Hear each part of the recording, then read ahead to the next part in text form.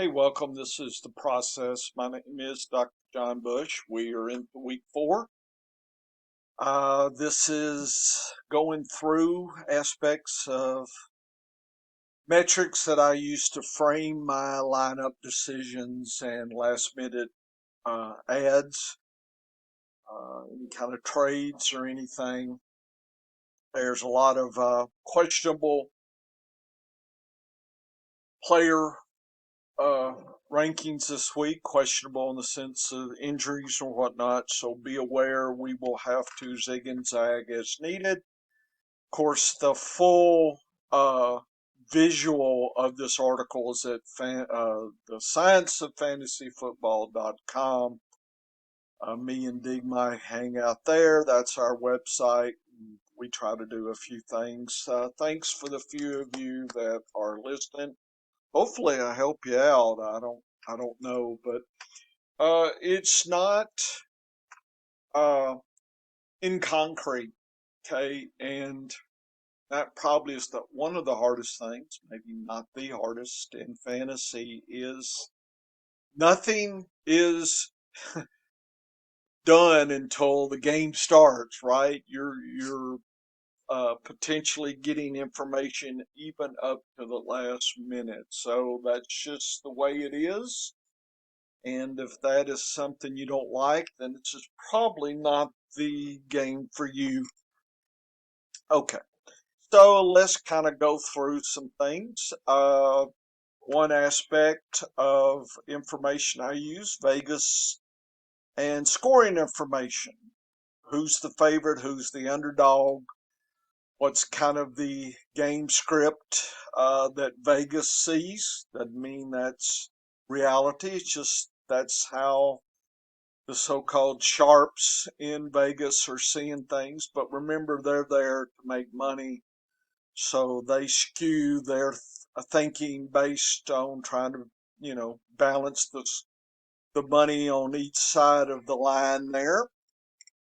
But they do give us insight into the over/under, which is the total game points. Obviously, what I call high shootout game points, 49 and above over and under is going to be probably more PPR friendly than low scoring game scripts, 42 and less.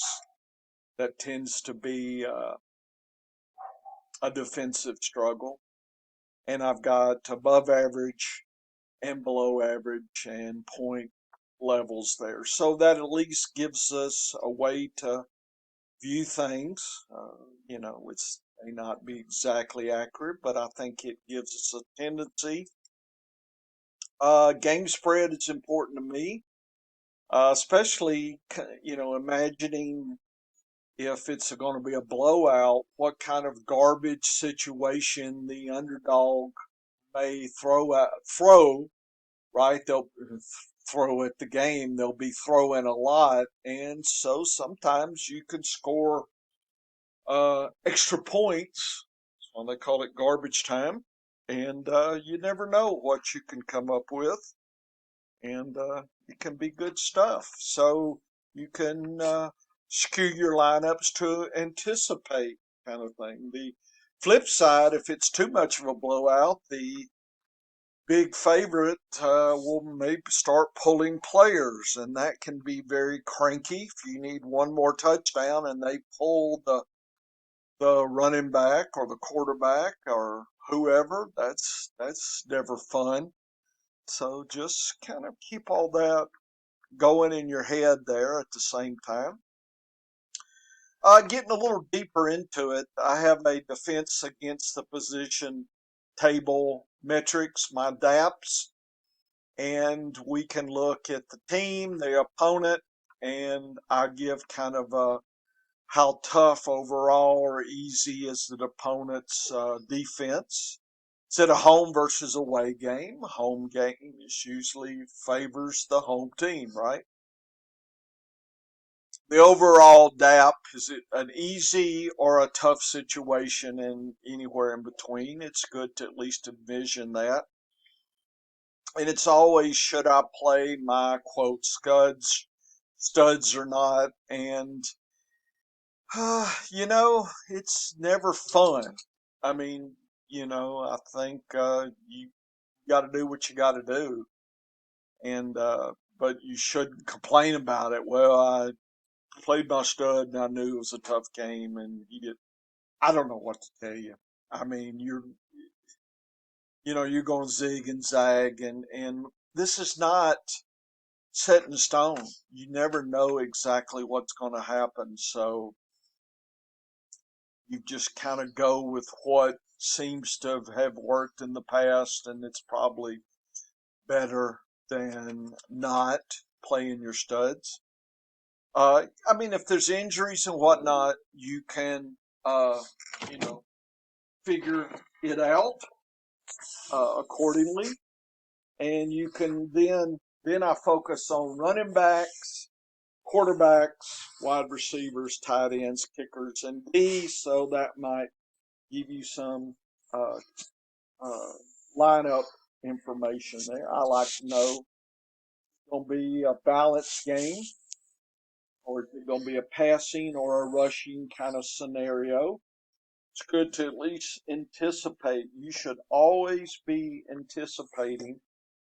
Doesn't mean you're right or Vegas is right, but what else have you got, right? Flip a coin. I mean, this at least gives you some ideas and thinking. That's the whole point of this information, at least for me, and that's part of my process, is I want to push kind of the straw man and can I knock this down? The everything seems to say there's going to be a lot of rushing.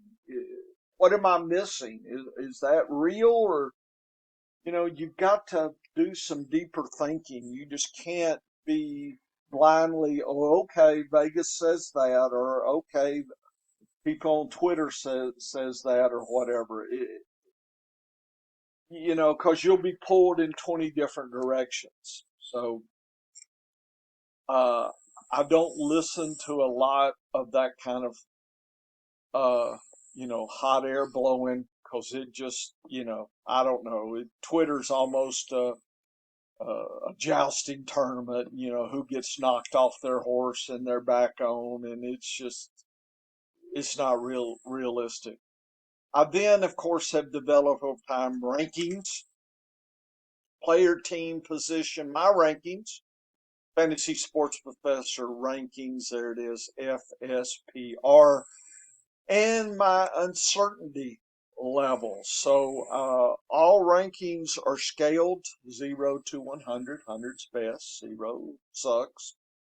And then each player is rated by their uncertainty level for this week. This is kind of some uh, tricky stuff that I have brewed over the years. I'm not telling everything, right? I'm not showing everybody my whole cards.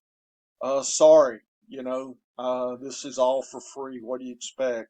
But I do give you some overall thinking.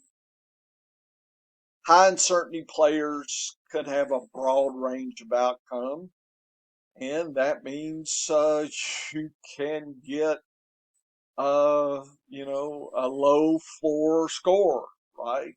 Get 5 points, like Waddle last night. This is Friday morning, Thursday night's game. Okay, could have got 2 touchdowns. I mean, it was just we didn't know. You can't predict injuries and whatnot with Tua, so it is what it is. Low uh, uncertainty. Players tend to have a narrow range of potential outcomes.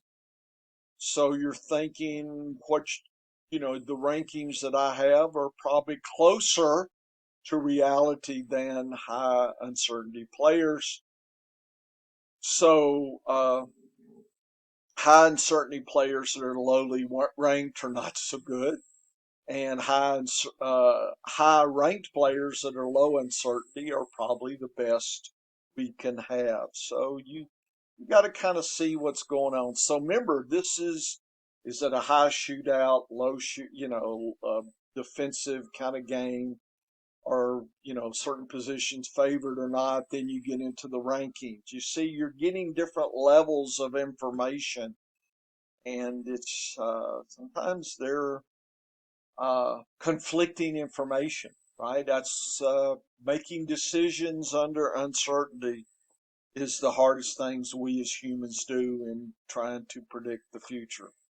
It never gets any easier. So also I frame the week by my power rankings, and that changes each week. And this week, Buffalo, Cincinnati, the Rams, Pittsburgh, and Philadelphia seem to be the higher power ranking teams, and the bottom of the barrel are New England, Chicago, Carolina, Tennessee, Seattle, the Giants, and Houston. So just following that, you probably want to play the team players from those teams in the top, and you want to be very cautious from the bottom teams. Okay, doesn't mean I, always or never. I don't always or never. In fact, nobody always or never anything. Okay, so people make arguments. Well, you always say that, or hey, no, I don't always, never do that. Come on. So I have the numbers here, the power rankings, and I have a visual. You can kind of see where teams end up, so you can look at your team while you're considering the matchup and kind of consider what you're thinking, right? So let's see. For instance, the London game, Minnesota's here, New Orleans is there. So there's a lot of things in play, but on average, it looks like Minnesota has an advantage over New Orleans, and so that's something to consider in lineups and daily fantasy sports, etc. Uncertainty levels. So I don't care about team power rankings. I look at the amounts of players that I rank high in uncertainty versus low, and I have, of course, average. So I have a metric high and average numbers of players divided by low numbers of players. And this week, the critical uncertainty teams: Carolina, Denver, Houston, Minnesota. So I said Minnesota had good power rankings, but they have some uncertainty here. So that's always some concern as well. And then the Raiders, the least uncertain or the low uncertain teams: Jets, Cincinnati, Buffalo, the Chargers, Green Bay this week. So that's what you're thinking. So these are probably, tend to be moving towards these teams and away from these teams. I'm not 100% one way or the other. It's just that's again thinking, and this is kind of the uh, visual. And really, Carolina and Denver seem to be really skewed this week. So that means I'm really, really concerned about players on those teams. Doesn't mean I won't play them, but I'm telling you, I'm concerned this week. So it's good to see that and see the level of concern I have. Okay, high scoring games. Okay, Vegas tells us that they are predicting the following games are going to be shootout, lots of PPR goodness. At least that's how they see it. And we have three this week: Browns, Falcons, Bills, Ravens, Lions, Seahawks. And I think Amon-Ra St. Brown is out. So I'm curious whether this high game moves down a little bit. So just be aware. And does the game get a little closer? That's the kind of information you have. You can check the latest. I think I grabbed this a day or so ago, so it doesn't have that information in it. Okay, so no real blowouts. The Lions were closest to the blowout at, you know, probably I have it 9 points. That's probably coming closer now at this point. Okay, so that's not how I would see it at all. The closest game here is the Browns Falcons. So that could mean that it's just back and forth, and that's probably all. You get a lot more balance there with the back and forth, and maybe a lot more points than even predicted. So that could be really good. I'm worried about the Lions, the Seattle game here, and so Atlanta, Cleveland. If you look at the Atlanta's at home, and the defenses are both teams are easy. So it's pretty much play every player you think you should play them, according to this. Pitts has a little bit of a tough, but it's not impossible.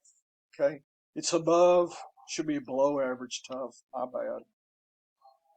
You definitely want to play the Cleveland D and the kicker. Baltimore and Buffalo. This is really interesting. Baltimore runs in with their number one offense against the number one defense, Buffalo, and Buffalo against an easy Baltimore D. So Buffalo, you play everybody all the time, even depth. Baltimore seems to be tough all the way across. So everybody's going to have to earn lots of extra points. Probably not rushing to play anybody, but probably Andrews and Jackson. That's probably it for me. Buffalo, people depth, even Isaiah McKenzie, Crowder could score. Knox is in there.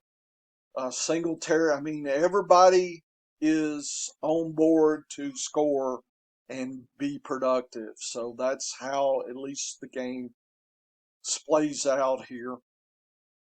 Detroit, it's a little tricky because they lost St. Brown, but the Seattle D is easy. And the only toughness is the wide receiver. Uh, and Hawkinson figures in here a little bit. The kicker figures. I wouldn't play any of the D's here. The running backs, if Swift can play or Jamal Williams, seem like they should just feast and feast. And even Seattle with Penny might actually score this week, and Geno might actually do something. Will Disley, tight ends, could have a nice week. So uh, I think the wide receivers will do okay, but they're going to have to earn their biscuits a little bit this week. So this is a narrative that I kind of, talked myself through this a little bit, and you know, that's why I have this information for you to go back and look. And let's see, I got 18 minutes, so just show you an example here of the Falcons. It's a flip-flop game. I called it just back and forth. Definitely want to play Koo the kicker. Mariota's definitely stream viable. Uh, Cordell's at 60. Anything above 50 is pretty good. So, yeah, you're going to play him unless you can find somebody else. Pitts seems to be ranked high, but high, again, he's not scoring touchdowns. So that adds to the uncertainty level of what you're really getting here. So otherwise, I mean, if he was on any other team that was a little bit better, right? He would be much more towards the low uncertainty. But with Atlanta, he's going to stay high uncertainty. Drake London, 60 above 60 is nice. You probably should play him. I wouldn't play the rest of them. So that's an example. Here's Cleveland. The D's probably okay. You probably can do the kicker. Brissett is streamable. Chubb, you play Chubb almost 70. That's pretty good. Njoku could surprise this week. Cooper, you probably want to play as well. I wouldn't play anybody else. And you could go through and see. And I've got two more games, 20 minutes here, so I'll give you 5 more minutes. Eagles, Jaguars, Raiders, Broncos. Looks like Eagles should, quote, should blow them out. Jaguars. So we're talking a touchdown. Raiders, Broncos figures to be a lot closer, more of a flip flop game. I call it back and forth. So that actually may score more points than predicted. But the Eagles, if they blow out the Jaguars, then that's going to put a bind on the Jaguars rushing. So Robinson may have a bad game script if it in the second half. So you hope he can score at least enough to make you satisfied if you play him this week for the Jaguars. Both defenses are rated super tough, and all the positions are going to have to earn. Everything is tough, tough, tough. So this could be a lower scoring game. I don't bet over unders, but I would definitely wouldn't bet this game here at all. Look at all that. I mean, you got to play who you got to play, but I'd definitely play Goddard and Hurts.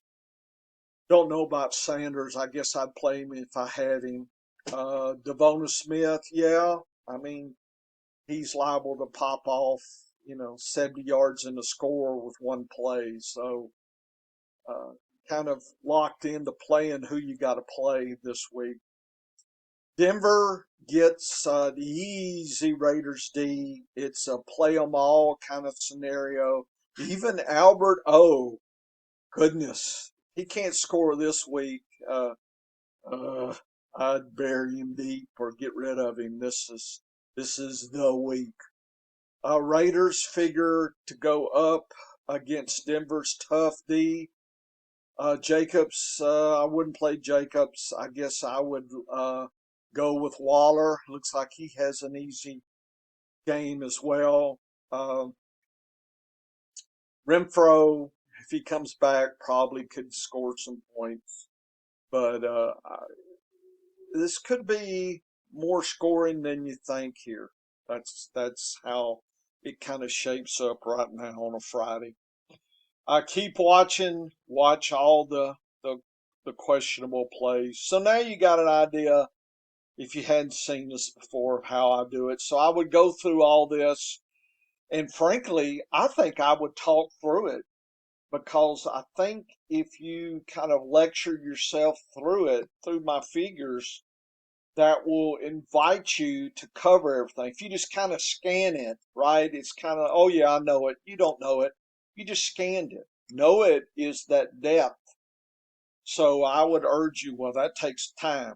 Well, okay, then you're basically say, I don't want, give me the fire, I'll chop the wood later. And if you've watched any of my video lessons, my students, Dr. Bush, give us extra points now, and we'll earn it later. That's not how we play that game. You go chop the wood, and then you build your fire. So I urge you to put, I'm talking what it took me 20 minutes to go through 5 games, even less than that. So give yourself, get you a couple cold beers, go through it, talk to it, take some notes, think about it, watch the latest Vegas things, see the injuries. You can do this. You can crush week 4.